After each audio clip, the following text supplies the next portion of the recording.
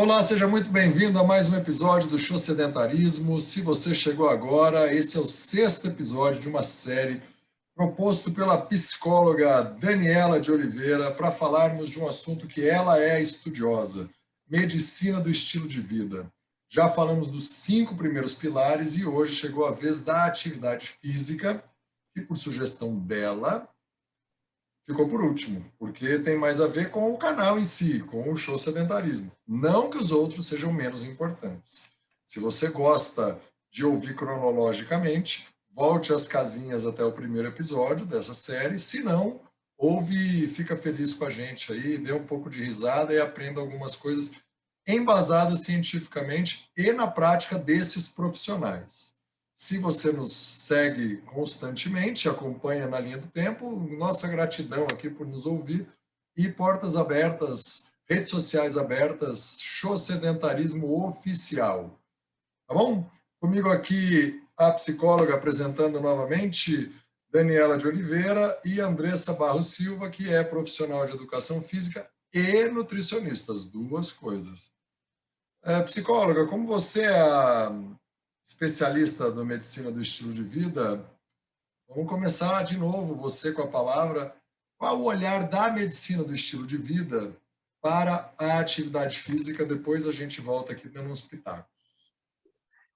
Hoje eu que fico de espectador aqui, né? Eu fico mais ouvindo vocês. Mas, na verdade, assim, vejo que a gente fala de um ciclo, né? Em que todos os episódios anteriores, né? Tudo aquilo que a gente foi falando das áreas da medicina do estilo de vida, elas se integram. Elas não são separadas uma da outra, mas uma ela influencia diretamente na outra, né? Elas todas se influenciam e se interconectam para que a gente tenha uma melhor qualidade de vida. E dentro da medicina de vida, eles falam sobre a atividade física. Então, né, é importante a gente separar o exercício físico da atividade física. Então, para a medicina de estilo de vida, são as recomendações da Organização Mundial de Saúde mesmo, né? Que são de 150 horas a 300 horas semanais. Eu acho que esse número mudou recentemente, né? Não é isso? Minutos, né, doutora? Minutos, 150 minutos. minutos ou 300 É isso minutos. mesmo, Isso. perdão. Minutos semanais, mas eu acho que esse número mudou recentemente, até por conta por conta da epidemia de obesidade que a gente tem tido, né, que a gente tem no mundo hoje. Eu acho que eles mudaram esse número recentemente, mas são 150 minutos semanais de atividade física moderada a intensa ou 300 minutos de atividade leve. Né? Isso aí. É A gente fez até um programa anterior, né, Andressa, da Dani chegar no finalzinho do ano passado, se você ouve cronologicamente, se não, no finalzinho de 2020, com a mudança da recomendação. Antes era 30 minutos por dia, 5 vezes por semana, e passou a ser 1 hora por dia, 5 vezes por semana, ou esta quantidade distribuído nos 7 dias da semana. Diga lá, Andressa, quais são as suas considerações a respeito desse olhar, a diferença entre exercício físico e atividade física? A gente sempre ouve muita gente se confundindo, né, achando que é a mesma coisa, principalmente quem não trabalha com isso, quem não é da área como a gente. Mas eu consideraria, assim, de uma forma direta, que o exercício é uma atividade física monitorada, dirigida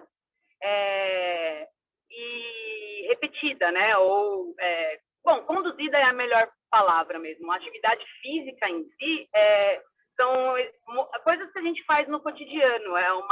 Você está se mexendo, você está limpando a casa, é uma atividade física. Você está lavando a louça ou estendendo roupa, tudo isso entra como atividade física.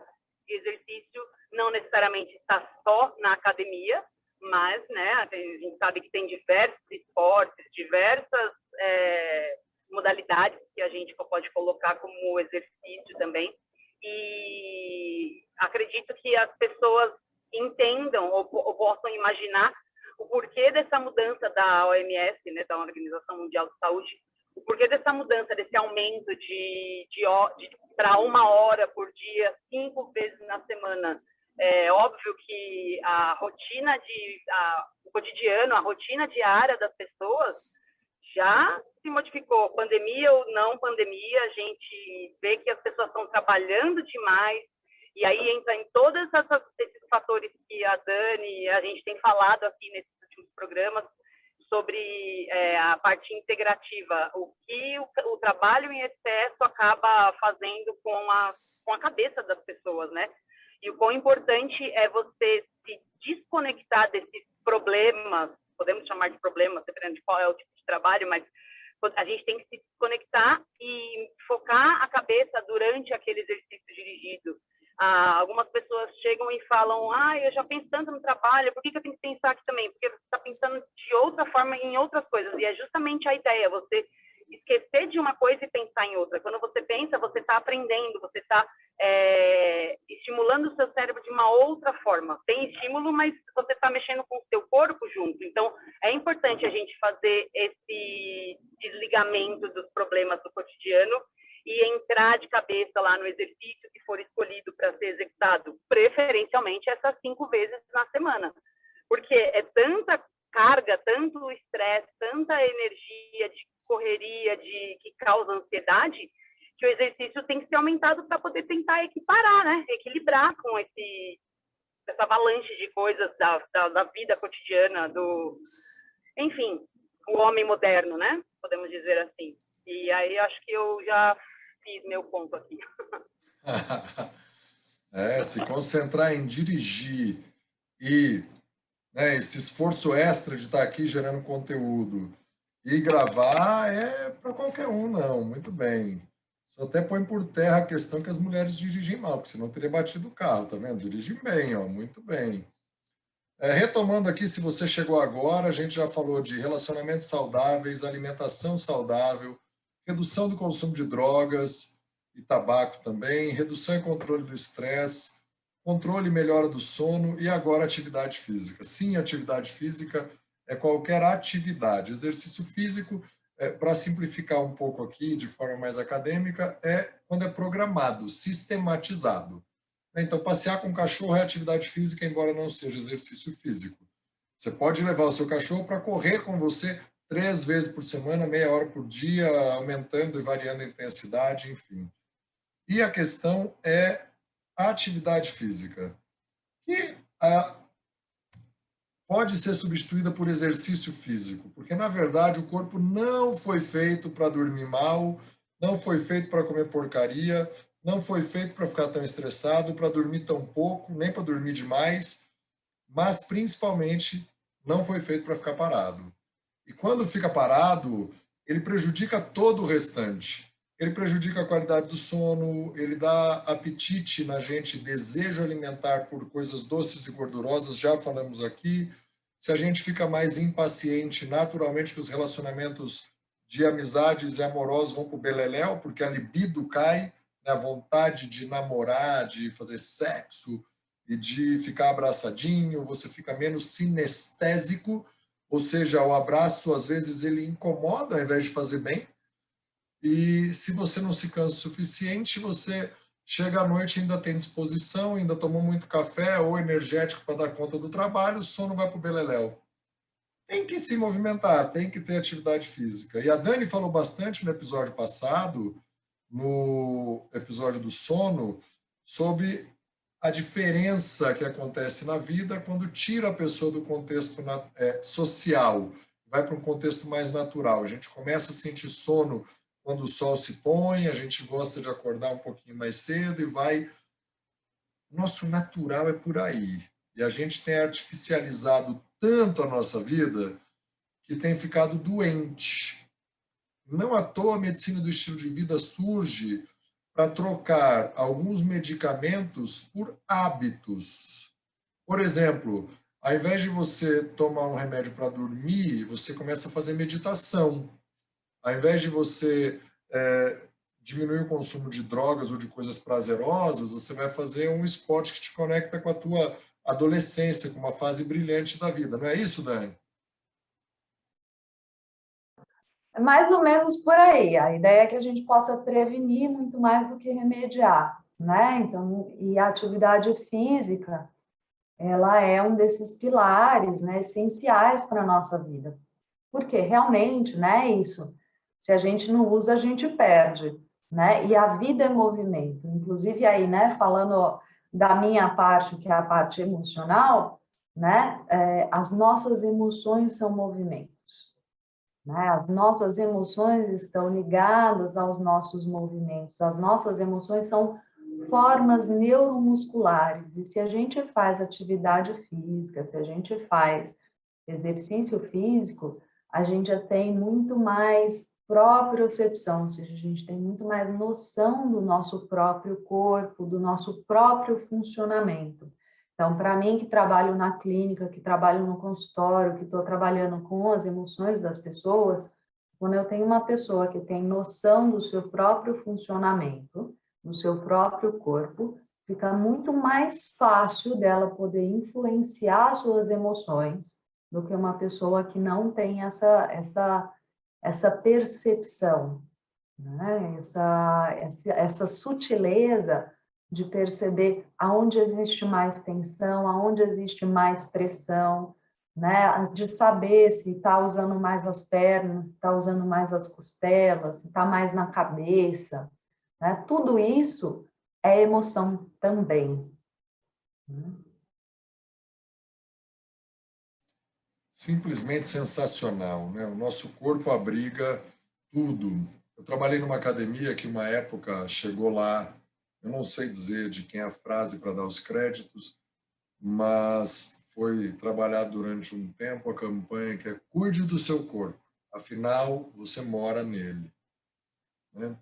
Então a gente precisa cuidar do corpo porque as emoções estão nele, os sentires estão nele e alguns não, e todos os prazeres estão nele, né? Sejam eles meramente, entre aspas, emocionais, a Dani já falou uma dezena de vezes, ou algumas dezenas de vezes, que a emoção está no corpo, então precisamos sim. Ô Dani, mas quando você fala em medicina do estilo de vida ser muito mais preventivo, que é de fato, porque surgiu, se o cara está estrumbicado, ele já está tudo zoado, como a Andressa gosta de dizer, ele não pode ir para a medicina do estilo de vida ou pode? Claro que pode.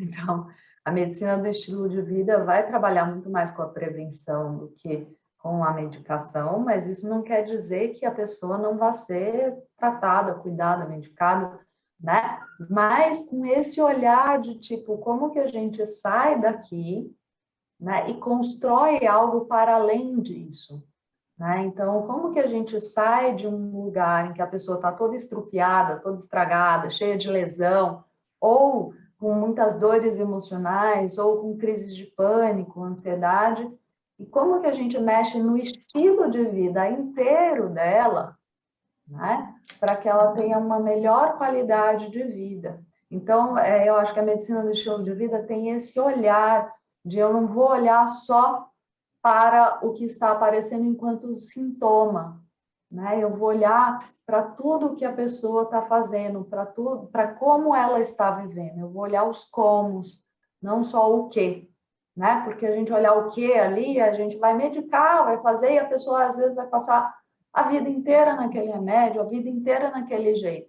E quando a gente olha o como a pessoa faz a vida dela, como a gente olha o como ela faz com ela, né, os ritmos que ela se impõe, como ela faz a rotina, como ela deixa de fazer, né, as coisas, a gente está tratando, né, a gente está muito mais prevenindo e tratando de um outro jeito, né, sob uma outra perspectiva mesmo. Cuidando da causa e não do efeito. Andressa, você que tem as duas licenças para atuar como profissional de educação física e como nutricionista, você pega alguém que está bastante prejudicado aí o estilo de vida, sem sermos nós dois especialistas em medicina do estilo de vida, quais são as primeiras mudanças que você percebe? Como que as pessoas têm mais ganhos? O descanso. O sono é mais reparador e o ânimo da pessoa também modifica, né? Quando a gente mexe na dieta e acrescenta exercício, se a pessoa realmente consegue integrar essa mudança dupla, porque se você for ver, é uma mudança intensa, as duas coisas ao mesmo tempo, né? Você modificar isso simultaneamente é normalmente mais difícil se a pessoa não tem nenhum nem outro. E normalmente a pessoa se sente muito mais disposta àquela leveza, que não é na balança, mas é aquela leveza interior mesmo, sabe? A disposição, o sono melhor, e ela vai notar que ela não precisa de certos aditivos, por exemplo, se ela conseguir executar o exercício, descansar melhor, dormir bem, e aí você não vai precisar ficar tomando café para se manter acordado, porque dormiu mal. Tudo se encaixa melhor. E a pessoa sente isso logo de cara, claro.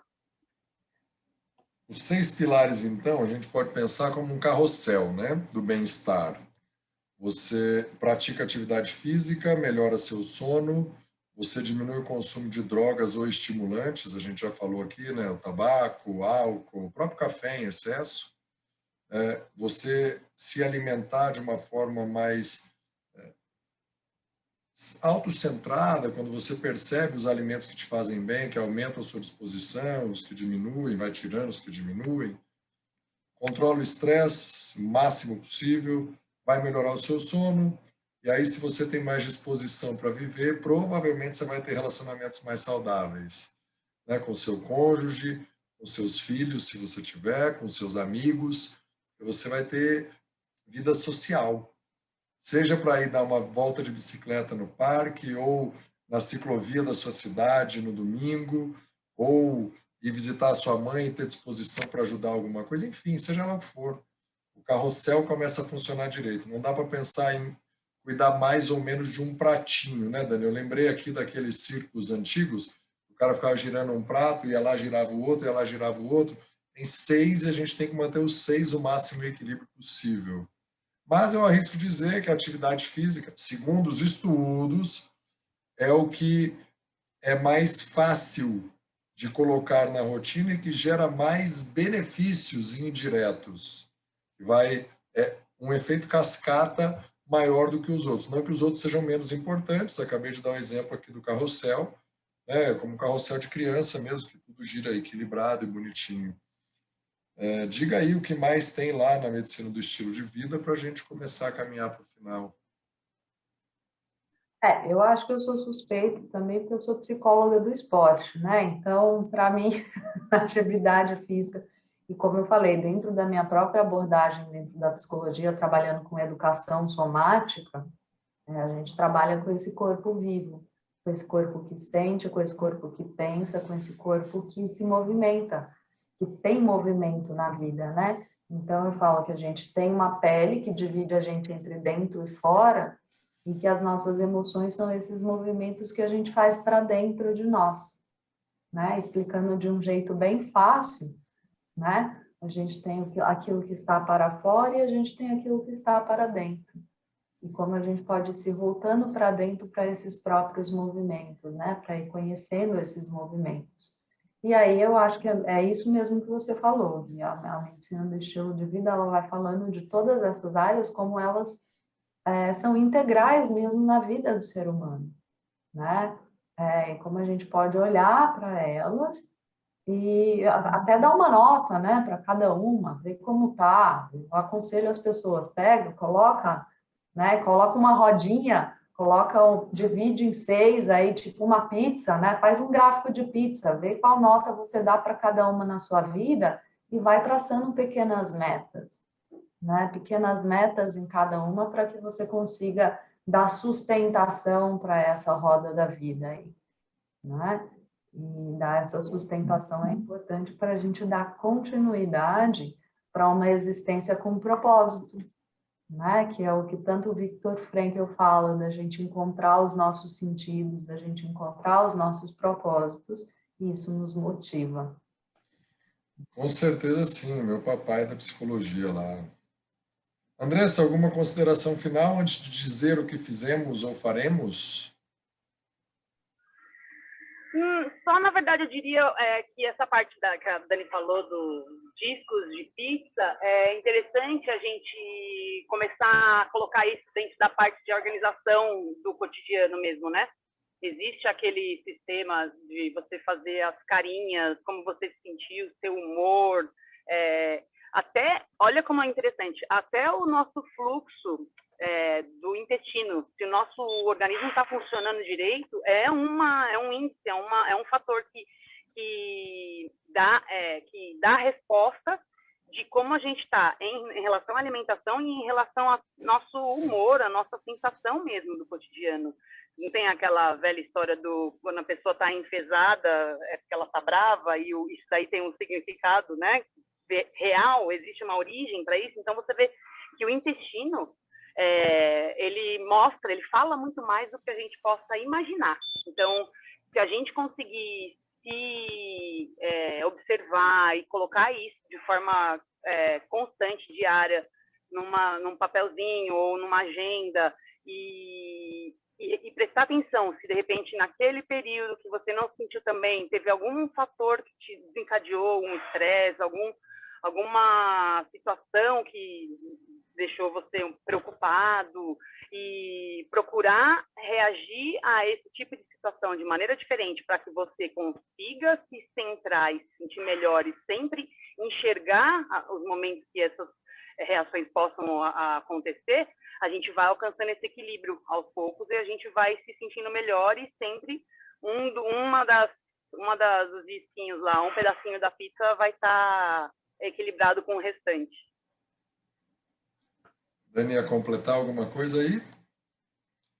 Então vamos nos dedurar o que fizemos ou o que faremos? Eu aqui acabei de fazer um treino antes de gravar de membro superior e pedalei 20 minutos. Foi 18 minutos, para ser bem honesto aqui.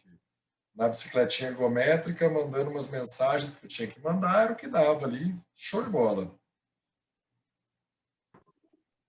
Eu, para variar, hoje é meu dia de nadar e fazer uma musculação também, dando um total aí de 1h15, 1h20, né? Entre entrar na água, nadar, sair da água, subir para a musculação, dá mais ou menos esse tempo.